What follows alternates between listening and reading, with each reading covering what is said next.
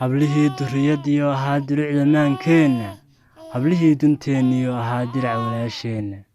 hablihii dareenkiyo ahaa beerka dacalkiisa, hablihii damiirkiyo lahaa dabacsanaan gaara,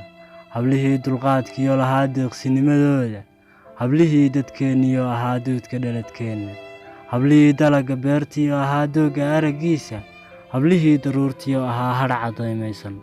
hablihii dallaalnimo ahaa damal hadhaad jiifto, hablihii dabiib noo ahaa lagu dawoobayo, hablihii dugsiga noo ahaa daaha gurigeenna, hablahan dabadda loo quudhi jirin daadaxnimadooda, hablihii danteennaba kalgacal wada daboolayay ee doqonku dooxaayay ee dubaya jiidhkooda, dumarkeenna diinlaawahaa dilis u caadaystay,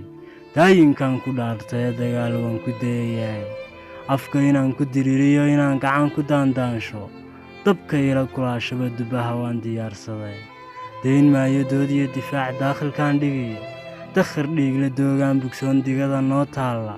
daayac iyo dameer farow nin ragidani walaalaysay oo daayin magaca ugu daray nimanka doorkooda, ducuf baa i dilay aan dirgaxan garasho diifoowe, inta diirnaxdee maqashay ee dulucda soo gaadhay, dallacoo warkaygaa bulshooy dunida gaadhsiiya, dantuyaydan ceelina hablaha damalku haasawsha.